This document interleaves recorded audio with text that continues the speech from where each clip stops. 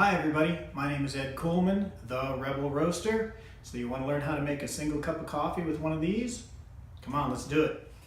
Hey everyone, so this is basically what you're going to need. Now, you don't need all of this equipment, but ideally this is what you want to have. You want to have some coffee, whole bean preferably, and a grinder to grind the whole beans.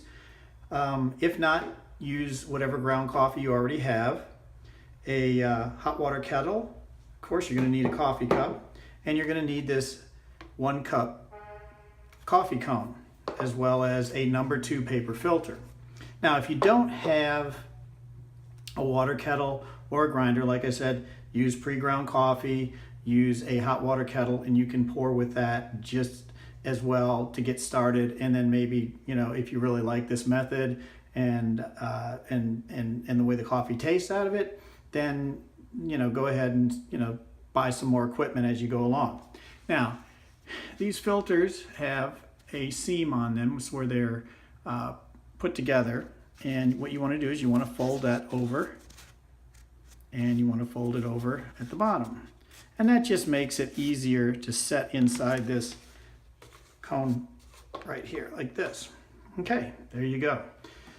Now, what I like to do is, I'm going to set that on top of there. What I like to do is pre-rinse the filter to take off any paper dust that might be on it from manufacturing, as well as this will heat up the brewing equipment, bring it up to temperature.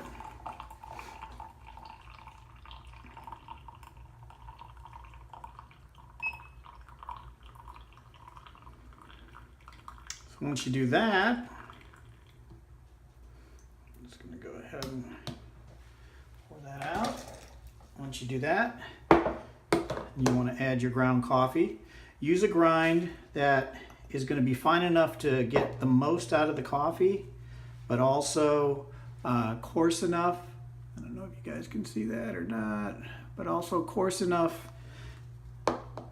that it will flow through without clogging up the paper. Now, ideally, what you want to do is just start with a little bit, pour on top, just to try to wet the grounds. What that does is that allows these grounds to outgas the rest of the CO2 that's in them. Usually anywhere from 10 to 15 to 30 seconds, depending on the bloom. That's what we're calling that, the bloom. And you'll see the bubbles as they continue to expand the bed of coffee grounds. That's about 20 seconds. That looks pretty good. And then you just want to kind of start your pour. Very slow. I like to go all the way around. What I try to do is make sure that the color of the top of the coffee is always the same. So it'll start changing colors with each pour.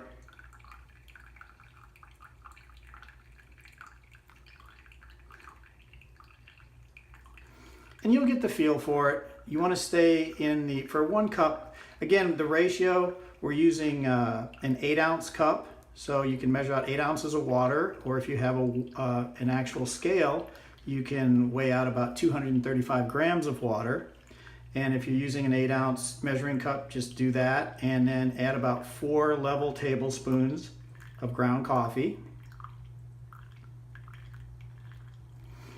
to that 8 ounces of water is the ratio, or about 14.8 grams of coffee to 235 grams of water. I'll have all this written down in the comment part, or in the notes part below the video.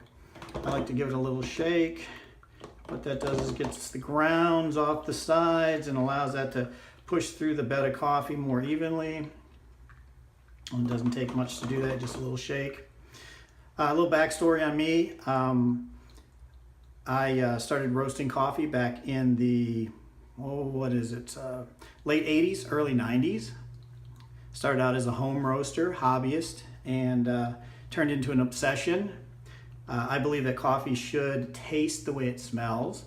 And the coffee that I was exposed to growing up Smelled great, but never tasted the way it smelled. And so that kind of led me on this obsession for the last 20 some odd years of roasting and developing coffee to taste like it smells. And so that's what I've done with my brand, my Rebel Coffee. And that's why I've worked so hard to develop great coffees, but I also want to show people how easy it is to brew a cup of coffee, you know, and get the most flavor out of the coffee that I'm roasting.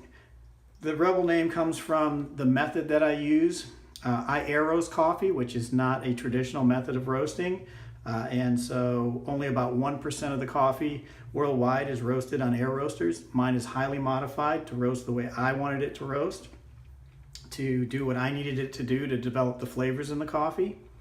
And so I believe that everything I've done is done so that you get the most out of the coffee that you're purchasing. So really we're at about 3:15 here, and that's done. And there is your cup of coffee. I appreciate the time that you've spent watching me do this.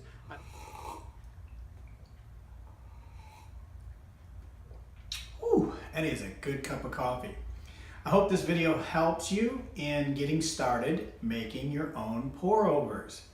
These videos are simply information to get you started. You can take it from there. Anyway, I hope you enjoyed it, and check out my other videos. I've got one on how to make a French press of coffee. Try that. Let me know how you like it. See you later.